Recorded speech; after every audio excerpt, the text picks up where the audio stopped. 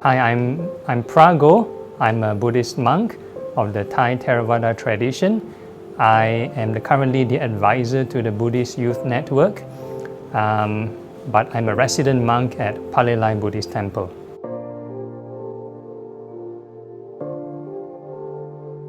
I'm born 1985, so this makes me 39 this year.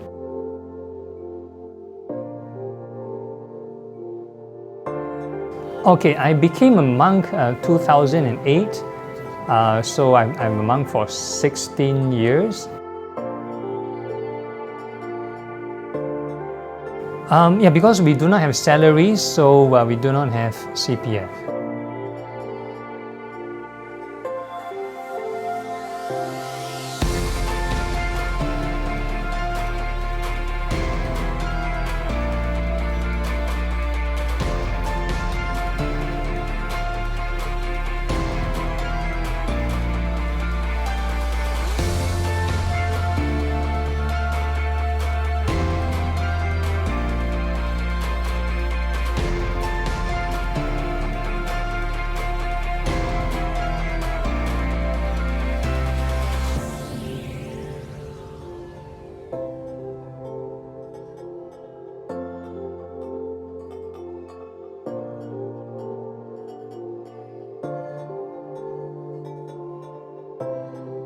I won't say we have like a primary kind of duty, but it's more like a byproduct.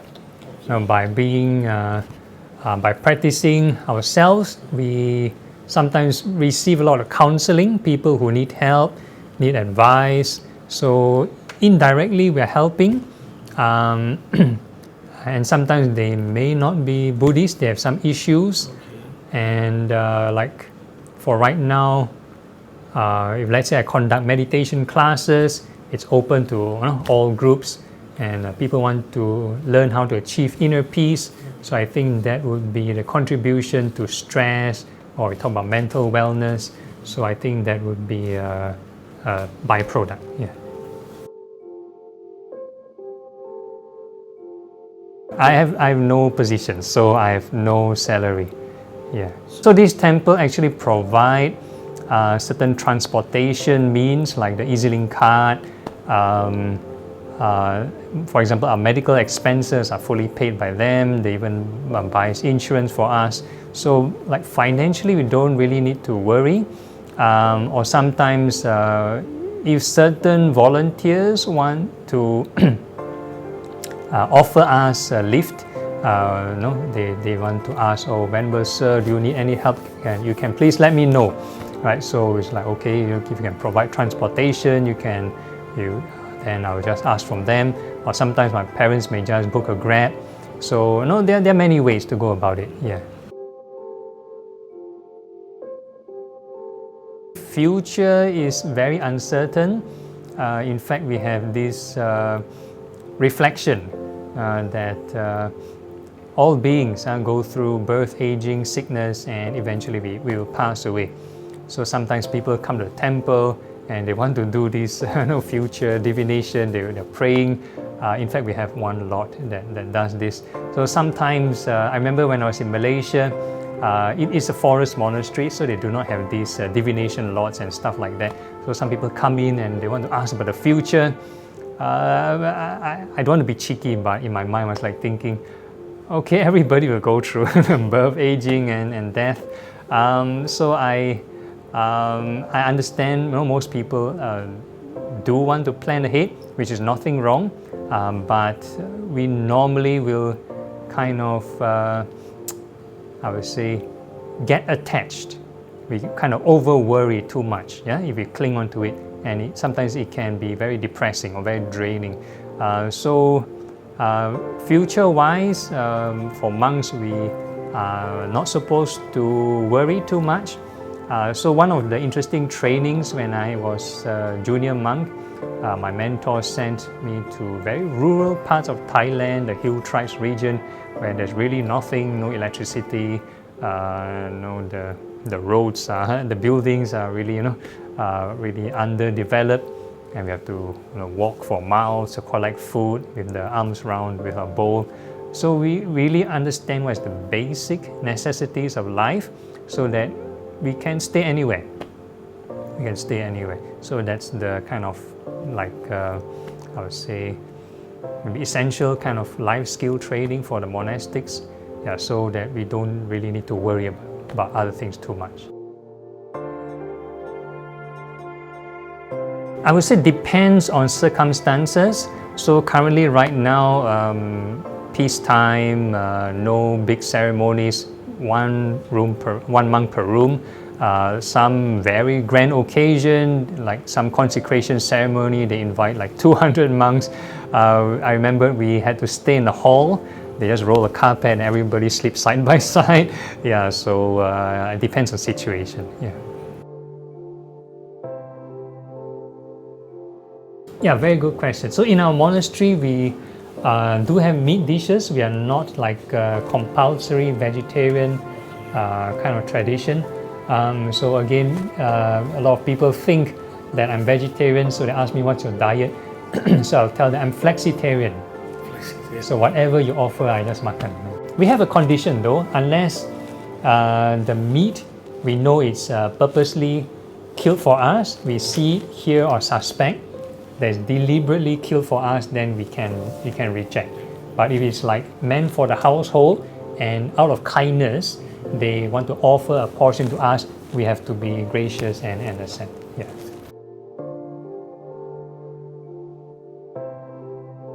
Yeah, so different monasteries have different kind of timetables, different schedules. So right here in this temple, this is not really like a training monastery. So the abbot kind of opens up the hall like right before 6 a.m. So 6 a.m. is the morning service, morning chanting, until about 6:30, and then they prepare to go for breakfast. So about 6:35 to 6:40, when there's some kind of daybreak, then they start their breakfast. And about 7 plus, the monks do some area cleaning, some sweeping or mopping on the facilities. And we have these alms rounds, so a few monks will go take their bowl and go to the different coffee shops or hawker centers to collect food. So collect food only. And about 10:45 is the monastic's lunch time. And the rest of the day is our own research, our own practice. And in the evening, about 6 p.m., there's another evening chanting. And that's more or less about it. So from 10 a.m. to 6 p.m. is your own time? Yeah, more or less, yeah. And what do you do? So different monks have different priorities. Like some monks, they want to maybe they have tasks to memorize certain chants, so they take this time to memorize chanting. Some are maybe more academic, they want to read up scriptures. Some are maybe more into meditation, so they spend more time doing meditation. Yeah. So when I was an apprentice monk, the junior monk, I was tasked to do a lot of stuff, to memorize certain ceremonies, the chants, and so most of the time I was doing that. Then I was at a certain phase when I was a bit more independent.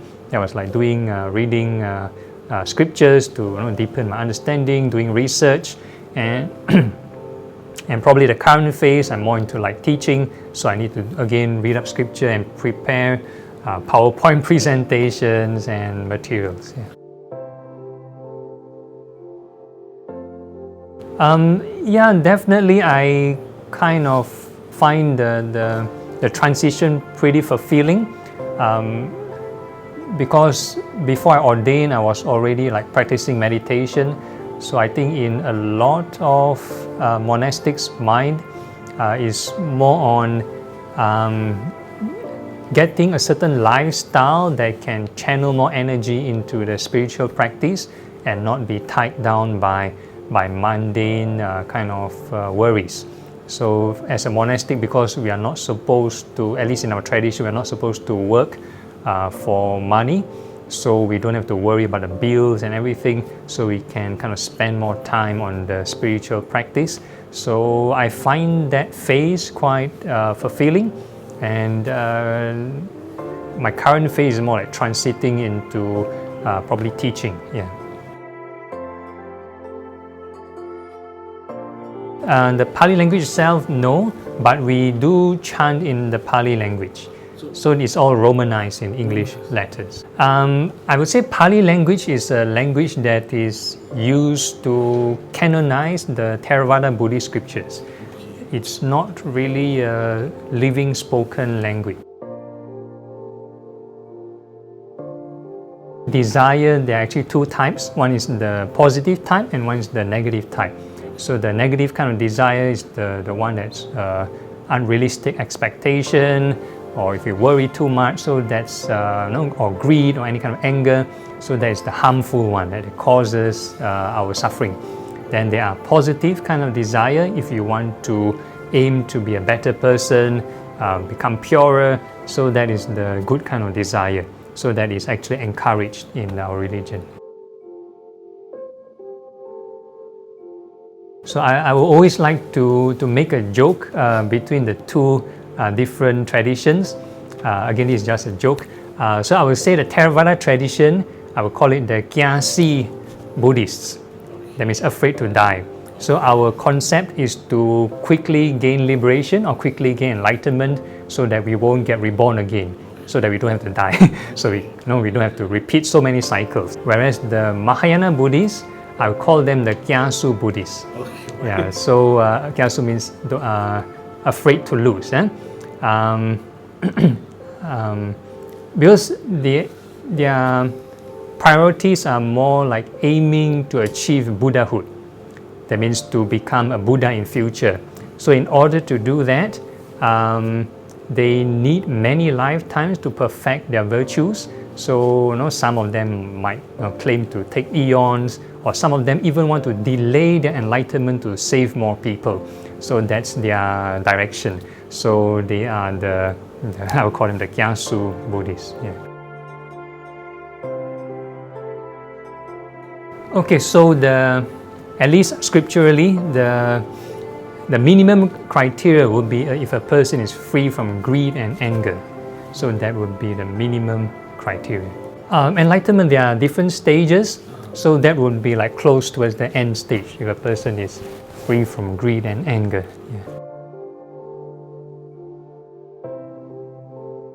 Yeah, so this is a very good question. So I would say there are two main factors that create the high casualty rates for monks. That means monks either they go astray or they disrobe.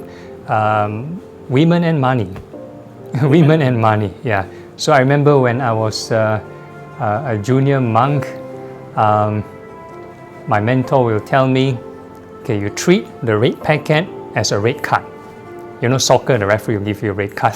So the Chinese culture, the Chinese people like to give red packets to the monks.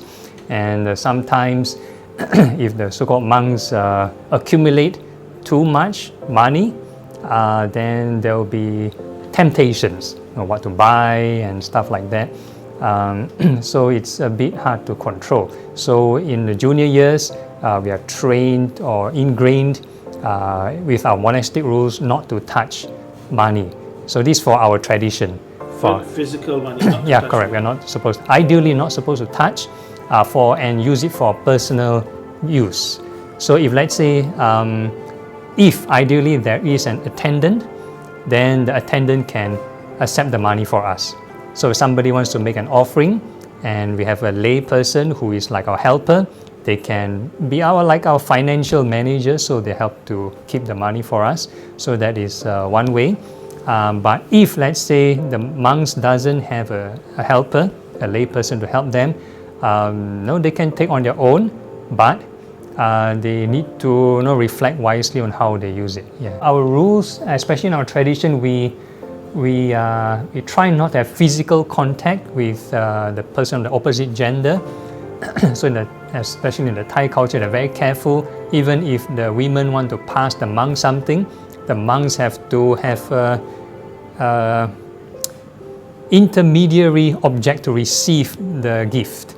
Like we have a plate or we have a piece of cloth, so they put on the cloth, then we can accept the item. So we do not receive from their hand directly.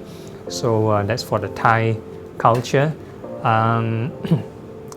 But we have other kind of protocols, like when we first ordain, our preceptor will kind of warn us or give us certain reflections, tell us to contemplate on the human biology and anatomy.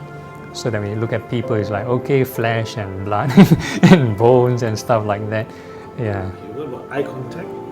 Eye contact, okay, this is from the scripture. Ideally, we are supposed to cast our eyes downwards and not look. But if there is a necessity, if like people are speaking to us, we need to look at them, then we're supposed to be mindful while we're talking. So it's not easy, yeah. Yeah, because of our education system, I'm a bit skeptical. So whenever I sort of see like orbs of light, I will try to find other possible explanations, because we describe these entities where we call them devas, beings of light. So they are described as having bright appearances, or they appear in bright forms. So actually, my first encounter was like during my NS. We had outfield, so we were like lying down and about to sleep, and I saw this orb of light travel from one tree to another and disappeared. At first, I thought it was like the plane in the sky, moving, but the orb is like in front of the tree. Then it's like, okay, maybe it's a firefly, but it travels in a straight line. A firefly will probably move a certain pattern. It moves in a straight line, it glows, and then disappears. Right? So, so I kind of KIV. So it might be other things, I don't know. So maybe now probably the more popular opinion in the West, they might talk about either unidentified flying objects or those kind of stuff. So I just keep my mind open. I don't want to kind of claim that I've seen any kind of special entity. But even if it is, like, so what? It's not like I have certain special powers to channel and look into them. It's, if they appear, they appear. If they don't appear, they don't appear. Yeah. Like earlier on, you look at the dining area. So the monks' dailies, the food and our daily supplies come from the kindness of the donors, kindness from the public. So actually, we can't survive without them. So we have to reflect every day to be grateful. I think small acts of kindness can be done consistently. Even if we are alone, we have to be kind to ourselves, kind to our environment, even the creatures or the insects, because we do not handle cash directly. So we don't have purchasing power. We cannot say, I want to buy this food, that food. So a lot depends on the donor, and whatever the people give, no matter how distasteful the food, we kind of have to accept.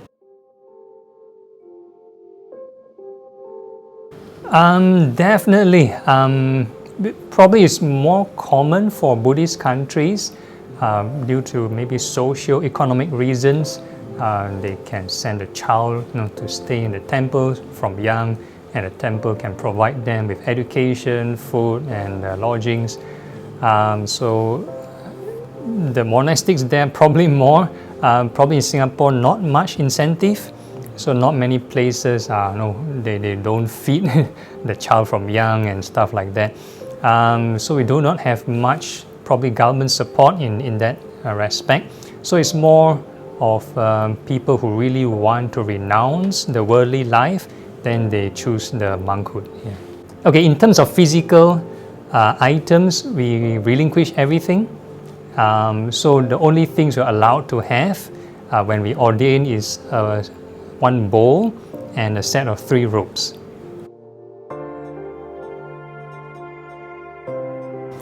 I will use one of the advice from one of the monks I had when I was looking for monasteries to ordain. In one of the interviews, I would say first, probably look out for the local monasteries. We have monastics that inspired by certain foreign teachers. They go overseas, they ordain, and when they come back, all the temples or monasteries may not acknowledge that lineage and will not let them stay. So we have these issues. So I'll first mention, look for local monasteries and approach the monk in charge and and see what's their requirements. Yeah, so again, this is not a popular path, not an easy path for those who are keen on the spiritual journey, or you are keen to inspire and lead the Buddhist community. Then I think that would be the path for you.